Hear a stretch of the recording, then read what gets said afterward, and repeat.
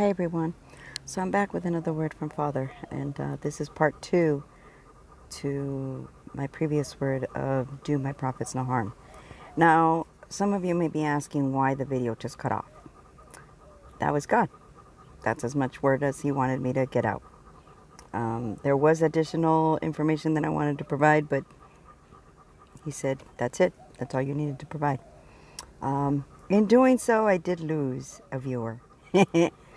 And it's funny because I was listening to Carolina, a word from God with Carolina. And she was talking about not worrying or caring about losing subscribers. And I don't have enough subscribers to worry about it, but when you've only got 7 and one son subscribes, you kind of wonder why. But anyway, not my problem. That's for the Lord and what He has for that individual. He obviously wanted to reach that individual somehow, and they walked away. So, in that context, I'm not too worried about it. Anyway, I was not planning on talking about that, so I don't know why I did. But anyway, God is in His ways. So He has been showing me Genesis, and different pieces of Genesis. For example, when He moved me from California back to where I came from, He showed me Rebecca, and then He showed me He showed me Rebecca. So it was a lady at a cash register that I was checking out at the store, and her name was Rebecca, and it was spelled exactly as it is in the Bible. And I was like, okay, Lord, I hear you. When I walked out of the store, now, when I went inside the store, the parking across from me was completely empty. There was nobody parked there. So I went to the store, got my things that God had led me to buy, and I went to the cash register. Then I see a woman named Rebecca. Then I come out to the parking lot, and there is a van with the name Genesis on it. I was like, yes, Lord, I will look up Rebecca's story within Genesis. And the part that He wanted me to capture from Genesis, from the Rebecca story, is when she comes to the well and offers the servant water and provides water for the camels. And then from that point on, He wanted me to focus on the story. And then she, takes him back to her house, introduces him to her family and who he is and all that good stuff. And of course, now the servant explains why he's there and who Rebecca is going to be in terms of the wife to Isaac, who is Abraham's son, who is a relative of the husband, the father of Rebecca. Anyway, so the reason I'm giving this backstory is God is leading me in this way.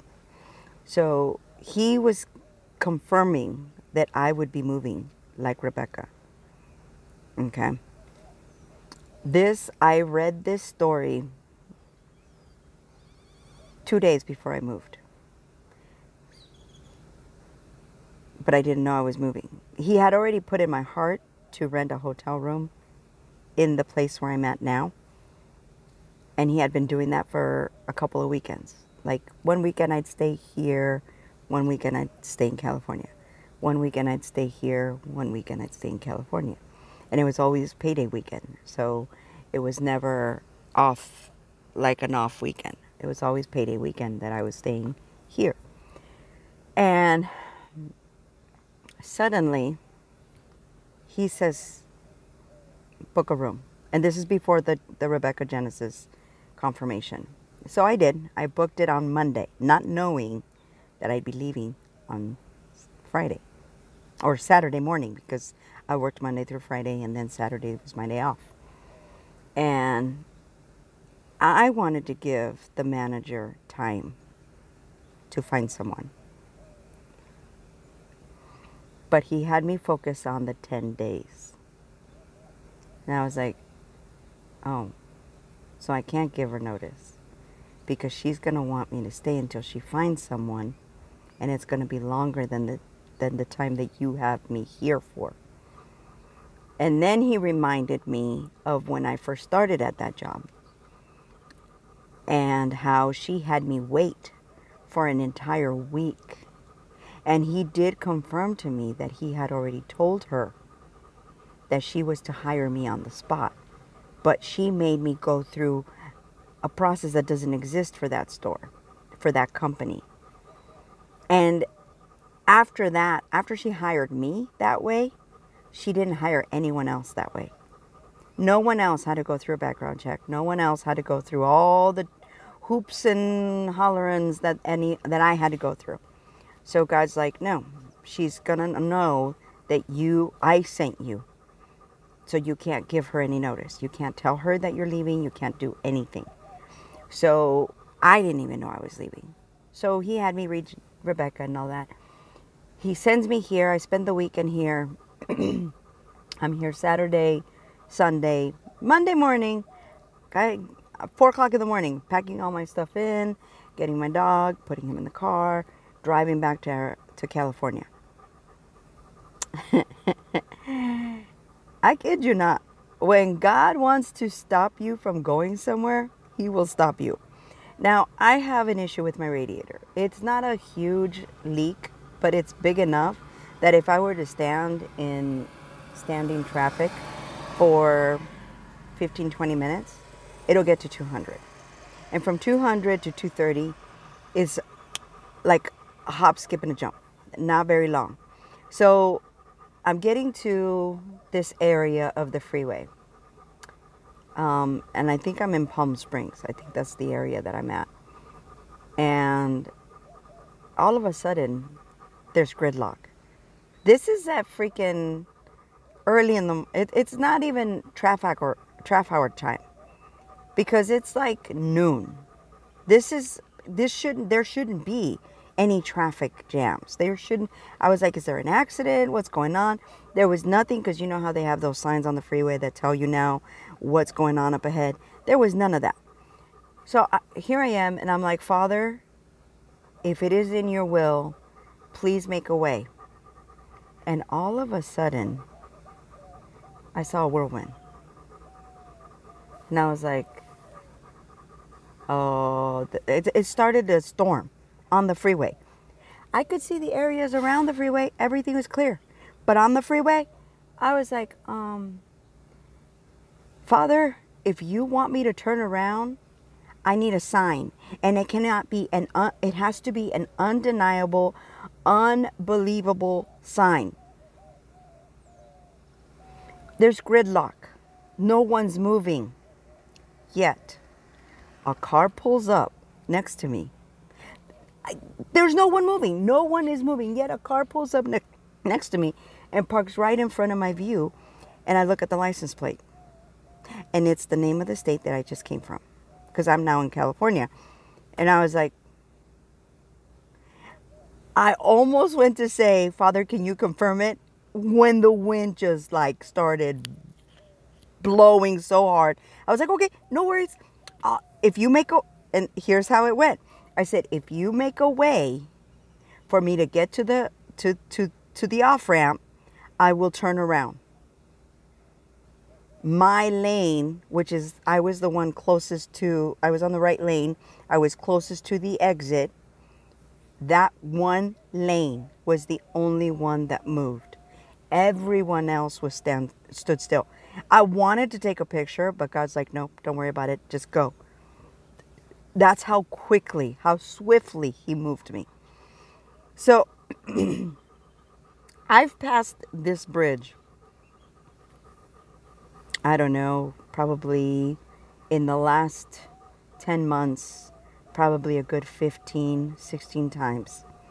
And before that, I mean, it was a constant road that I used to go to California. And because it's the 10. So I was like, okay, well, I've got to go. It's, Father's telling me I got to go. So I turned around, and immediately the word that Nina gave about being caught up in a whirlwind came to my mind. And I'm like, is this my whirlwind?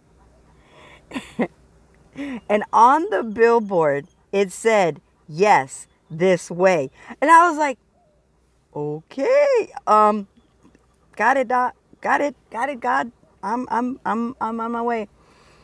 I kid you not. The lane going the opposite direction had no cars. I look over and it's piling up 2, 3 exits back from where I got off the freeway. And I asked God, I said, if I had changed my mind, or if I had decided to stay and keep going the opposite direction, would I have been able to get through? And the word that came up next was, no, go back. And I was like, oh, so you would have made me go back one way or the other. So I know you guys have all heard the words where even you can't get in your own way. You can't stop your own blessings from coming. It's true. We can't stop them. God has a way that he wants to get things done, and we're not going to get in his way. He's going to have them happen. Okay, so I get back, and then he sends me to the wilderness, which is part of the word that I gave a little while ago. Now, what I didn't say in that video, because God hadn't led me, was that I had held on to that word for a week. Because I recorded it almost as soon as I came back. And he didn't let me put it out until yesterday. And the reason he didn't let me put it out until yesterday is because he has me delivering last warnings. So this is a last warning for those individuals. And it doesn't matter if you are following God. It doesn't matter if you hear from God. If you speak on someone based out of your flesh that is a child of God, you will still receive punishment.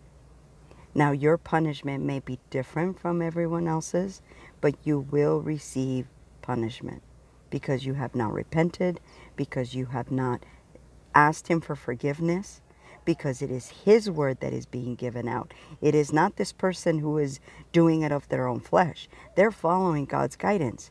And for you to put your mouth on that individual without going and checking with him first and asking him how you should handle the words that you're hearing, or if it's something that you should even be bothering with, you're going to receive judgment. You're going to receive just punishment according to his will.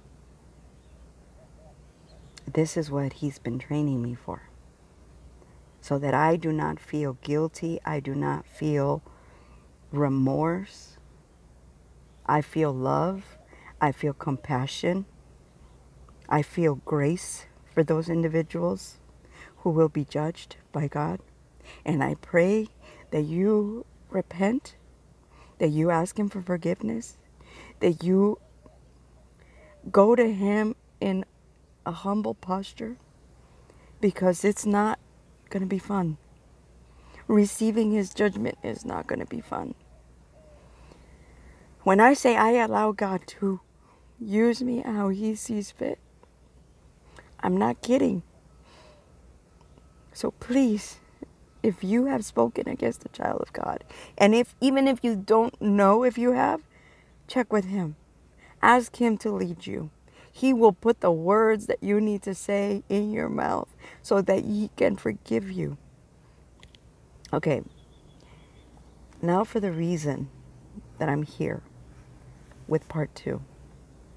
He had me listening to a word from Carolina this morning. She was on live, and it was about, I don't remember what it's about. It doesn't matter. It was her most recent word. And I know she puts out quite a few because God has her doing a lot of work. And this is the reason why he led me here. Because I have been feeling in my spirit some discomfort. And not from Carolina herself and not from some of the other prophets that I listen to. And I will tell you who they are. You know, I listen to Nina, Bold for Christ. I listen to a few others. But from their viewers, I can feel the judgment in their flesh. And I felt it this morning. And I sat here in my car with God and I said, why did I feel that? Because I had just finished praying over Carolina. I pray every live that Carolina, Nina, and any of the other prophets that I'm watching, whenever they're giving words, when the word, either through the word, as the word is playing, or at the end of the word, or at the beginning of the word, if I start to see it buffering, or I start to see it freezing, I know Satan is in there. So I start praying. And I start praying to cover them. And I start praying to have God intercede on their behalf, to give them strength, to give them the ability to fulfill their position according to his will. And I do this because that's the other part of my assignment, is to cover God's chosen when they're giving words, and he'll lead me even if the word is not for me. And I had to learn this the hard way, because for a while there I was chasing words left and right, and I would go back to him and I'm like, God, is this for me? And he's like, not today, it's not. I'm like, okay. And then, you know, I'd go back and then he slowly started to teach me on the reasons why he had me listening to most words. Now, I know some of you who watch me may not be subscribed to me, also watch Nina, also watch a few other of the same prophets. And she talks about, Nina mostly, talks about not being subscribed to non-prophets of God. Well, there's a reason I have to subscribe to them. And it's because judgment is coming. But before judgment can come, someone has to tell them that judgment is coming. And while it's not my favorite thing that I have to do, these words must be delivered, and they will be delivered. And they will be delivered to anyone who has spoken against a child of God and has not repented. Now, I'm not going to say that I haven't listened to a word and been like, and I'll repent. And I said, Father, if this word is from you, I'm sorry. I did not mean to second guess your instruction. And I will repent, because even I do it. You know, the flesh is the flesh. The flesh doesn't care what God wants. If you're not in constant forcing it to submit to you, forcing it to submit to God, it will do what it wants, and it will speak, it will think on its own without you. So you have to constantly bring it into contrition. In other words, you have to force it into submission. Okay. So that's a word. Anyway, so when I was listening to Carolina, she had brought back a verse within Genesis 3:16, and he has been showing me 3:16, and he has been showing me Genesis. He never put the two together for me, and now I understand why. It's because I wasn't the one that was going to give the word for the people to hear. but I was going to bring the word that God is about to deliver through me. So God brought me to Genesis 39, which is the chapter where Joseph becomes an overseer over the king's things. And God led me to look up the word overseer. And this is a person who supervises others, especially workers. And then he had me look up temptation, because if you remember, in chapter 39, this is where the king's wife approaches Joseph and asks him to sleep with her. And Joseph refuses for two reasons. The first reason is he doesn't want to let God down. And the second reason is because God has blessed him so much, the king has seen all these blessings and has given him authority over a lot of things. And he is an important man. So he looks at it as, okay, not only am I going to let God down, but then I'm going to let the king down, and the king is going to take away all his favor. Because God favors me, the king favors me. So this, if for those who have eyes to see, that you can put this word on top of other words or other passages, you know, for the Esthers, the Rebeccas, the Deborahs, the so on and so forth. And this is not just for the women, this is also for the men. So the Joshuas, the Daniels, the Davids, you know, the Samsons. This is for, you have to use your discernment to understand how the word is speaking to you. Okay? If God has made you an overseer of something, and because of that, you have received favor, because of the favor God has bestowed on you, this is for you.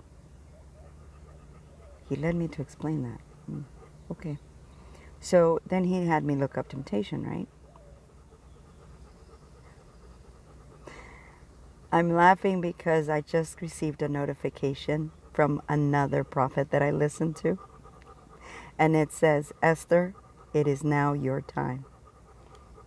And I was just mentioning the Esthers.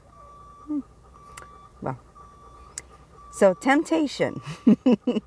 There are two meanings to this word. We all know what temptation is where someone tries to give you something, to entice you to do something that is illegal, wrong, morally wrong, what have you.